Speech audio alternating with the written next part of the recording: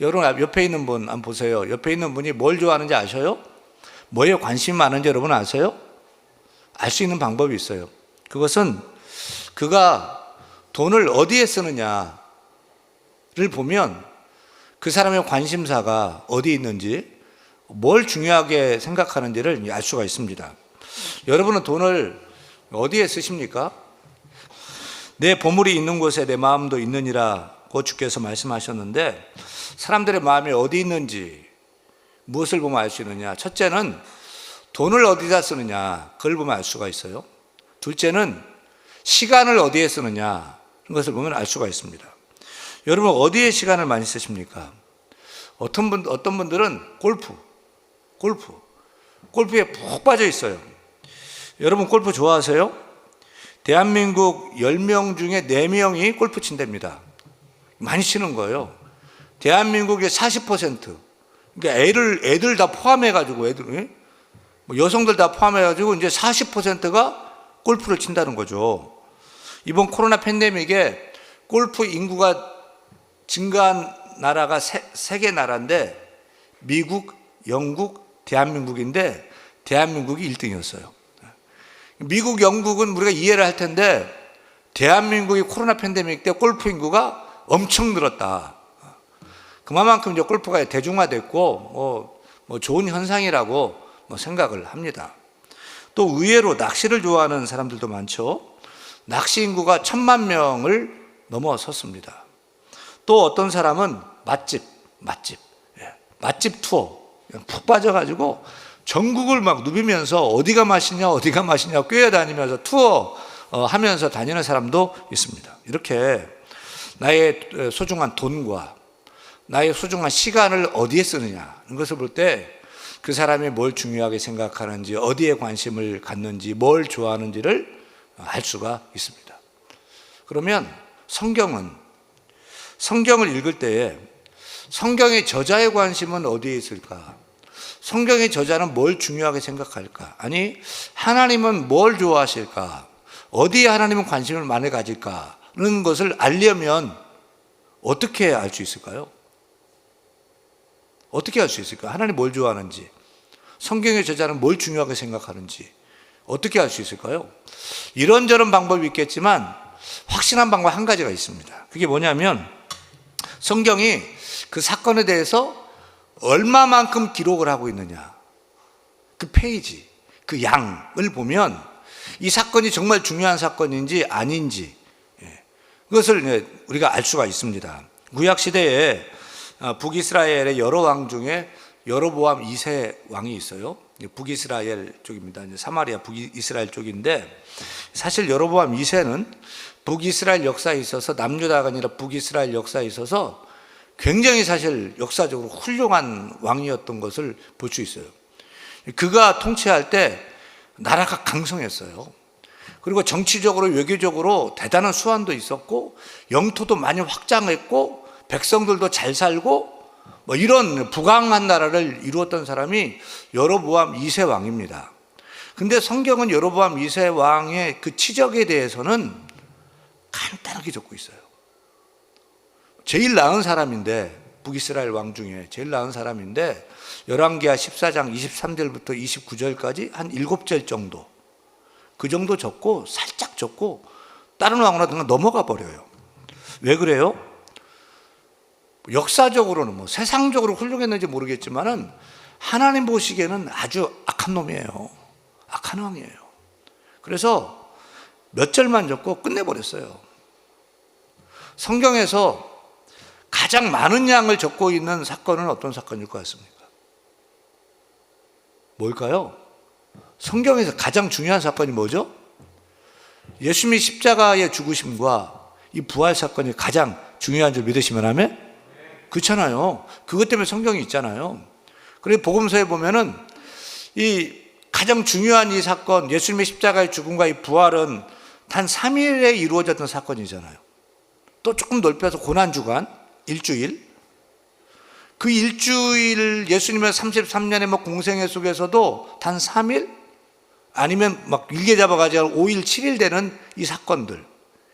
이 사건들에 대해서 복음서가 복음서 저자들이 성경에 많이 적고 있는 것을 우리가 단번에 알 수가 있습니다. 그럼 마태복음에 보면 마태복음 전체 몇 장이죠? 28장으로 되어 있죠. 28장 중에 고난주간 한 주간 사건이 어디부터 기록되어 있냐면 21장부터 기록하고 있어요. 그러니까 8장에 걸쳐서 33년 중에 단 일주일에 이 사건을 8장에 걸쳐서 적고 있는 거죠. 마가복음은 전체가 16장인데 11장부터 적고 있어요. 누가복음은 전체가 24장인데 19장부터 6장에 걸쳐 적고 있고요. 요한복음은 전체가 21장인데 심지어 12장부터 절반부터 종료주일 시작하고 고난주간 그 일이 요한복음의 반절이에요. 절반이에요. 절반이 넘어요. 그렇게 적고 있는 것을 봅니다. 왜 그래요? 십자가의 죽음과 이 부활 사건이 너무너무 의미가 있고 가치가 있고 중요하기 때문에 그런 거죠. 오늘 우리가 사도행전을 읽고 있습니다. 사도행전에서 가장 많은 양을 차지하고 있는 사건은 무슨 사건일 것 같습니까? 여러분, 사도행전을 가장 많이 기록한 사건은 뭘까요? 사도행전 전체 몇 장짜리죠? 몇 장짜리예요? 28장으로 되어 있습니다. 28장. 사도행전을 제가 지금 한 2년에 걸쳐서 지금 또 이 강의를 좀 하고 있는데, 코로나 팬데믹 할 때 우리가 너무 힘들고 어려워해서 제가 일부러 사도행전을 택했어요. 성령이 오시고 교회가 세워지고 핍박 속에서 교회가 부흥하고 성장해 나가고 그 고난 속에서 새로워지고, 그래서 예루살렘과 온 유다와 사마리아와 땅끝까지 복음이 확장되어 가고, 아멘.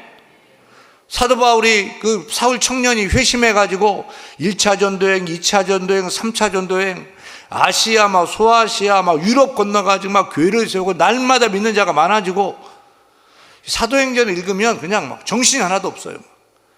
용기가 나고 힘이 나고 성령 받고. 그래서 제가 이 코로나 팬데믹 때 많은 성경 중에서도 사도행전을 붙들고서 지금 제가 이 강의를 했던 그 의도가 있습니다. 근데 이 사도행전 중에서 어떤 사건을 가장 많이 기록하고 있을까요? 바로 오늘 본문 사건이에요. 사도행전에서 여러분, 성령이 강림했고요, 초대 예루살렘 교회가 세워졌고요, 1차 전쟁, 2차 전쟁, 3차 전쟁 다 중요한, 엄청 중요한 것 같은데 이해가 안 되게 오늘 본문에 기록한 사도 바울이 예루살렘 갔다가 죄수로 붙들려서 로마까지 간 사건, 이 사건을 28장 중에 오늘 21장부터잖아요. 8장에 걸쳐서 1차 전도여행 한두 장밖에 안 돼요. 2차 전도여행 별로 안 돼요. 안 다뤘어요.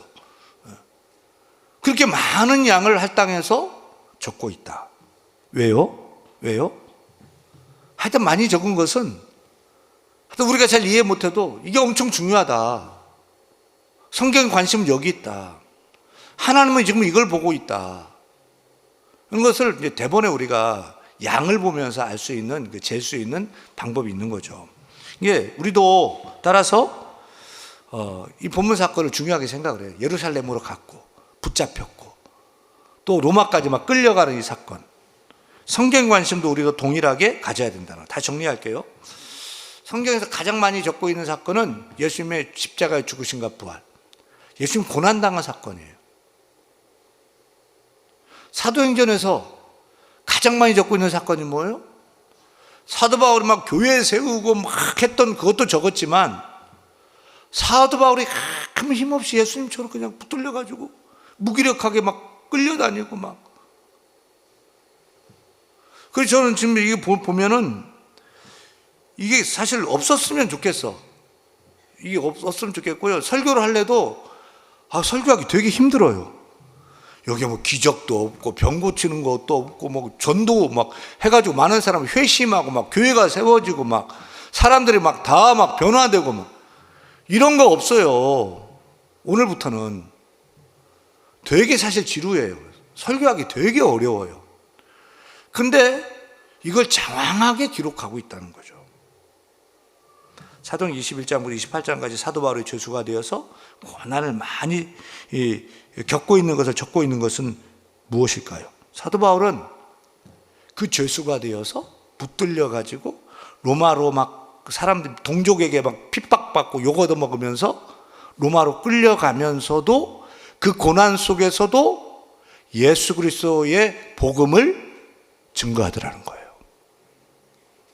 자유로울 때 막 증거하고 그것도 적고 있지만 고난당하고 붙들리고 막 쇠사슬에 매여 있는데 거기서도 사도 바울은 복음을 증거하는 거죠. 이걸 바라는 거예요. 이걸 보라는 거예요. 성도들아 이걸 봐라 하면서 지금 누가가 사도행전을 지금 적고 있는 거죠. 놀라운 사실은 사도 바울이 예루살렘에 고난받을 것을 잘 알고 갔어요. 오랜만에 예루살렘 가니까 동포들이 막 환영을 하고 예루살렘 교우들이 막 수만 명이래요. 우리 읽었죠. 수만 명이라고. 막 그러면서 막 감사하다고 막 환영회를 하고 그럴 줄 알 것을 전혀 기대하지 않았어요. 가면 핍박이 있고 가면 붙들리고 가면 심지어 죽임당할 줄을 알았어요. 그런데도 갔어요. 사도행전 21장 27절부터 이 사건은 드디어 사도 바울이 그 예상한 대로 예루살렘에서 붙잡힌 사건을 적고 있습니다. 유대인들이 사도 바울이 성전에서 결례를 7일 동안 행하던 거의 끝날 쯤에 됐던 것 같아요. 사도 바울을 딱 보고 아시아에서 온 사람들, 에베소에서 온 사람들, 에베소 사도 바울을 잘 알고 있던 사람들, 사도 바울의 드로비모라는 사람을 데리고 갔는데 지금 드로비모는 거기 없어요. 성전에. 근데 사도 바울이 성전에 있는 걸 보고서 야, 저 사도 바울이 드로비모 이방인을 데리고 안뜰에 데려왔다라고 잘못 생각한 거예요. 잘못 생각하고서 안뜰로 데려왔다고 사람들아 와 도우라 이 사람을 치자 하면 막 하는 거예요. 이 성전에는 구역이 나눠져 있는데 성전에 들어오면은 지성소가 있어요. 여기는 대제사장만 들어와요. 1년에 한 번 성소가 있어요. 성소 이제 밖에 나가면 성전 밖에 나가면 안뜰이 있어요. 그리고 큰 벽을 넘어가면 바깥뜰이 있어요. 안뜰은 유대인들이 올 수 있고 할레바르 유대 남자들이, 바깥뜰은 이방인들 여자들은 올 수 있어요. 근데 바깥뜰에서 안뜰로 들어오면 이방인이나 여자들이 그건 사형이에요. 경고문이 적혀 있어요. 사형이라고, 죽인다고. 근데 사도 바울이 그 이방인을 지금 안뜰로 데려왔을 것이다 라고 오해를 하고 잘못 알고서 지금 사도 바울을 붙잡고 막 죽이려고 달려든 거예요. 근데 놀라운 사실은 사도 바울은 사람들이 막 떼거지로 막 예루살렘 가보셨죠? 사람 엄청 많아요. 지금 오순절이에요. 사방에서 막 몰려왔어요. 사람 바글바글 발 디딜 틈이 없어요. 사람들이 막 사도 바울을 보고서 다 붙잡아가지고 막 죽이려고 하면서 어떻게 했어요? 성전 밖으로 데려왔어요. 안에서는 치지를 못해. 안에서는 때리거나 죽이지를 못해. 바깥에 데려와야 돼요. 성전 밖으로 나온 거예요 지금.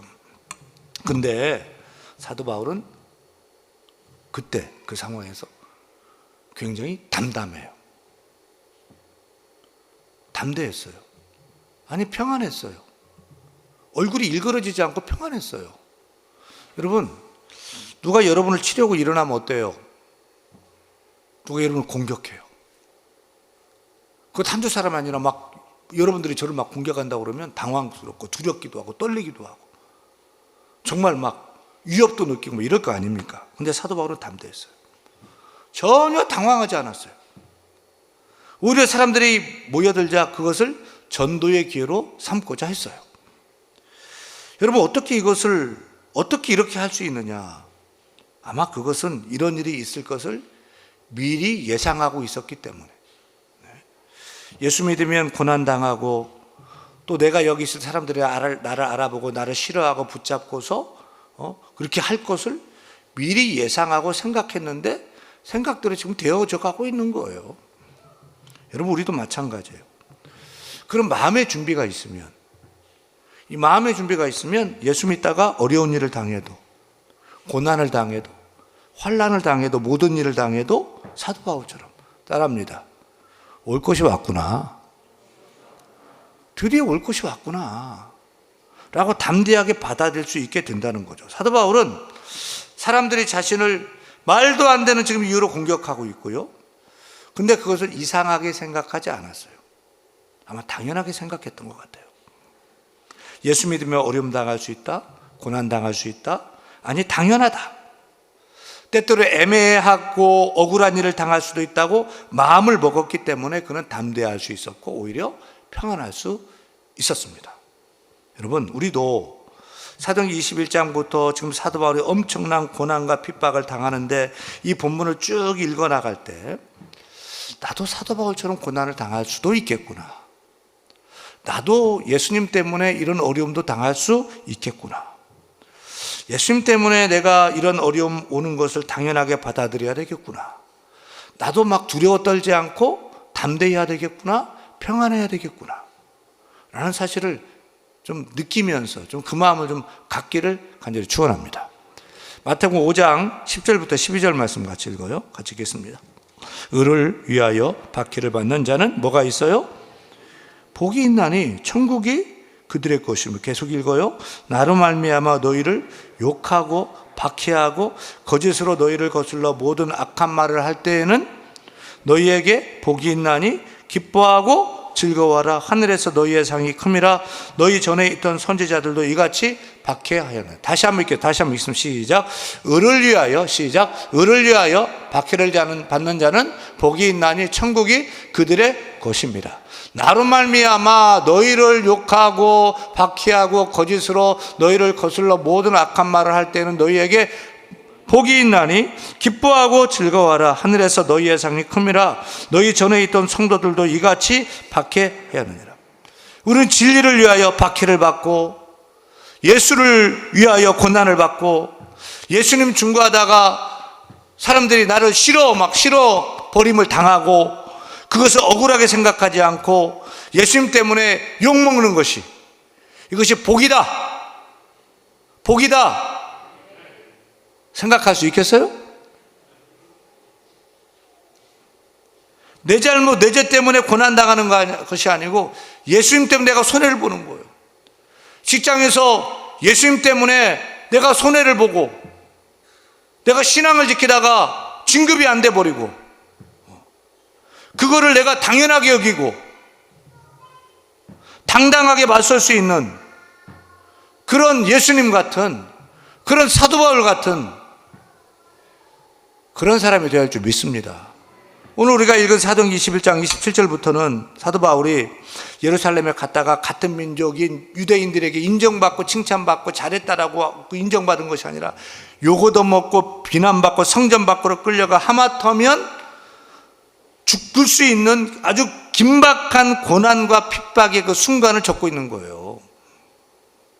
일찍이 스데반 집사님도 성전을 모독했다, 율법을 무시했다, 뭐 이런 이유로 성전 밖으로 끌려가 가지고 진짜 돌로 맞아 죽었죠. 지금 사도 바울과 똑같은 제목이에요. 이 제목이 스데반 집사님 엮은 이 제목이. 근데 스데반 집사님을 죽이는 일에 앞장선, 돌 쳐서 앞장선 장본이 누구였죠? 사도 바울이었어요. 예수 믿기 전, 회심하기 전 이 사울이라는 청년이 그 스데반을 그 죄목으로 잡아서 돌로 쳐서 죽였거든. 근데 지금 이제는 이런 역사에 이런 이렇게 아이러니, 모순, 어떤 이런 우연이 있을지 모르겠지만 자기가 그 죄목으로 지금 붙잡혀가지고 성전 모독죄, 율법 이렇게 막 무시죄, 이런 불경죄 걸려가지고 지금 스데반 집사님처럼 예수님 때문에 자기도 지금 붙잡혀서 죽게 돼 있는 그런 상황이 된 거죠. 또 이 모습은 누구를 꼭 많이 닮았죠? 우리 예수님을 많이 닮았어요. 예수님도 성전 모독죄로 종교 지도자들의 시기와 질투로 결국 십자가를 지고 죽게 된 것이 아닙니까? 보세요. 스데반 집사님, 이 바울 성전 모독, 예수님도 성전 모독 한 것이 아니죠. 가짜 뉴스죠. 잘못된 정보죠. 근데 오해죠. 그런데 억울하게 죽었을 때 스데반 집사님 얼굴은 어땠습니까? 그 얼굴이 마치 천사의 얼굴과 같았더라. 돌로 쳐서 막 사람들이 막 죽이는데 돌 맞아 봤어요, 여러분? 피가 터져 나가는데 그 얼굴이 마치 천사의 얼굴과 같았더라. 너무 평안했어요. 너무 담담했어요. 너무 담대했어요. 너무 평안했어요. 왜요? 예수님 때문에 고난받는 것이 이상한 일이 아니고 당연한 일이었기 때문에 그래요. 예수님 때문에 고난받는 것이 복된 일인 줄 알았기 때문에 그래요. 그래서 기뻐하고 즐거워하고 그 얼굴이 마치 천사의 얼굴과 같았더라. 왜요? 이 땅의 형통과 축복이 아니라 장차 저 하늘에서 주께서 주실 그 축복과 그 상이 이보다 엄청나게 큰 것을 알았기 때문에, 그것을 봤기 때문에 이 땅에서의 고난, 돌맞음, 무시당함 그건 아무것도 아니라고 생각하고 넉넉하게 기쁘게 받고 즐거워할 수 있었던 것이죠. 예수님도 사도 바울도 스데반 집사님도 그 고난 앞에서 담담했어요. 평안했어요. 마땅하다 여겼어요. 저는 우리 성도들이 우리 예수님 믿고 다 형통하기를 바랍니다. 여러분 잘 되기를 바랍니다. 성공 있기를 바랍니다. 꼴이 되지 말고 다 머리가 되기를 바랍니다. 다 승진하고 올라가고요. 창대하고 왕성하고요. 흥왕하기를 바랍니다. 하지만 고난이 와도 이상하게 여기지 마세요. 예수님 때문에 손해를 당해도 이상하게 여기지 마십시다. 당연하게 그것을 여기십시다. 그리고 담대하게 받아들입시다. 저는 여러분이 내 죄 때문에 욕 얻어먹고 내가 잘못해서 욕 얻어먹고 사람들이 무시당하고 하는 것이 아니라, 여러분 우리 신앙생활 하면서 예수님 때문에 욕도 한번 얻어먹어 봐야 되지 않겠어요? 예수님 때문에 무시도 당해보고, 예수님 때문에 손가락질도 당해보고, 비난도 한번 당해보고, 예수님 때문에 손해도 당해보고, 예수님 때문에 고난도 좀 당해볼 수 있는 그런 사람이 되기를 바랍니다.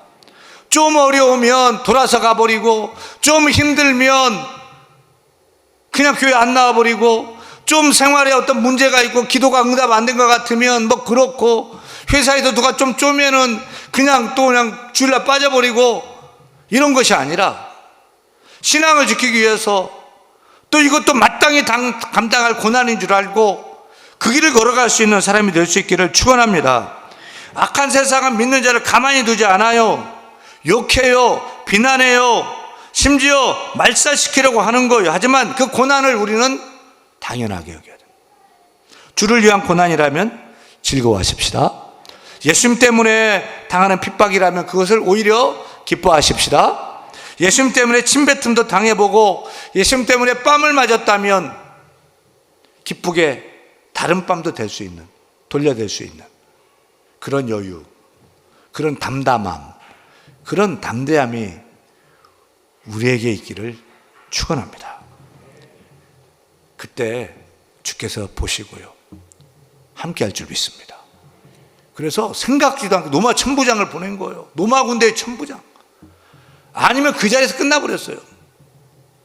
노마 군대의 천부장이 막 노마 군사들을 데리고 딱 와가지고 중재를 딱 하고 사도 바울을 딱 안아가지고 딱 지켜주는 거 아닙니까? 그리고 거기서 복음을 증거하게 하고. 내가 고난당하면 죽을 것 같죠? 아니에요. 나를 통해서 주께서 더 큰 일도 행하신 줄을 믿으시기를 축원합니다. 세상 요동쳐도 우리와 함께 하시는 주님을 기억하며 우리를 위해 십자가를 지신 주님을 기억하면서 이제 우리는 주를 위해, 교회를 위해, 복음을 위해 십자가도 넉넉하게 질 수 있는, 아멘, 평안하게 질 수 있는, 기쁘게 질 수 있는 우리 모두가 될 수 있게 하는 데 축원합니다.